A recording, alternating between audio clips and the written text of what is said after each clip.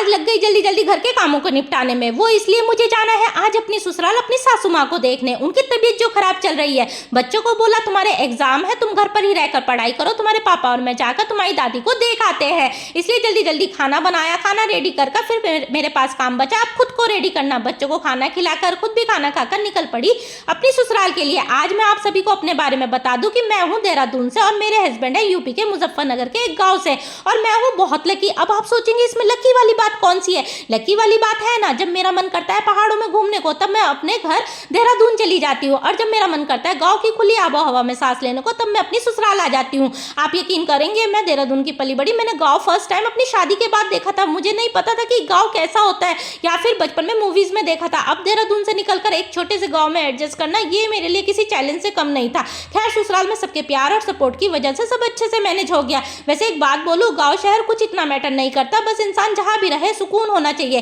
तो आज मैं थोड़ा आपके साथ ना गांव में शादी होने का एक्सपीरियंस शेयर करती हूँ। आपको पता है जब मेरी शादी को ना सिर्फ 15 दिन हुए थे तो ससुराल में ना सरसों कट के आ रही थी। बिलीव मी, जो सरसों कट के आई ना इतनी सारी, मैं वो सरसों देखकर बोली अपनी सास को कि ये अरे इतना सारा कूड़ा ना घर में लेकर क्यों आ रहे हैं। मेरी सास पहले तो बहुत हंसी, बोल रही ये कूड़ा नहीं है सरसों है जिसमें से सरसों का तेल निकलेगा। एक बात सही बताऊं, शादी से पहले ना मुझे सिर्फ किताबी ज्ञान था, लेकिन ना व्यवहारिक ज्ञान ना मुझे शादी के बाद ही सीखने को मिला। शादी से पहले बिल्कुल खुली किताब हुआ करते थे, जो मन आया वो बोल दिया, पर शादी के बाद ही समझे किससे कितना बोलना है, कैसा बोलना है, कब बोलना है। गाँव में शादी होने के बाद बहुत कुछ सीखने को मिला। अरे हाँ, आपको ना एक बात और बताती हूँ। जब मेरी शादी नहीं हुई थी तो मैं सोचती थी गाँव में ना गरीब लोग रहते हैं, लेकिन शादी होने के बाद पता चला गाँव में गरीब नहीं, गाँव में जमींदार लोग रहते हैं जो अपना उगाते हैं और अपना ही खाते हैं। मालिक होते हैं गाँव के लोग अपनी जिंदगी के, और गाँव का आदमी जो होता है ना वो हमदर्द और कदरदान होता है। तो मैं पहुंच चुकी थी अपनी ससुराल। यहाँ मैं अपनी सासू माँ से मिली और मैंने उनकी खैरियत पूछी, हालचाल लिए, और गांव की और भी औरतें आई हुई थी उनकी तबीयत की, उनकी खैरियत लेने।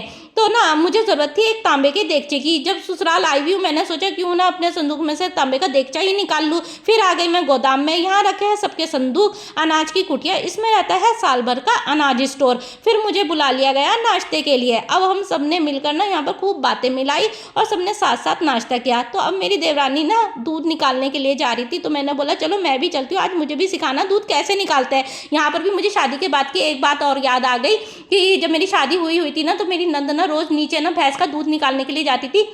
एक दिन ना वो दूध निकालने नहीं गई। मैंने उससे पूछा कि तुम आज दूध निकालने क्यों नहीं गई? उसने बोला कि ना भैंस भाग गई है। सुनकर मैं इतनी परेशान हैरान हुई ना, मैंने बोला भैंस भाग गई? इतने मजबूत खूंटे से खुल के कैसे भाग गई भैंस? उसे ढूंढ लो, अभी तो पास में ही होगी। ये सुनकर मेरी सास और नंदी इतने हंसे ना, बोले तुझे नहीं पता क्या भैंस भागना किसे कहते हैं? मैंने बोला नहीं मम्मी, उन्होंने मुझे बताया कि जब भैंस दूध नहीं देती है ना उसे भैंस भागना कहते हैं। और ये सुनकर बहुत सब हंसे। इसी के साथ व्लॉग एंड होता है। व्लॉग कैसा लगा मुझे ज़रूर बताना।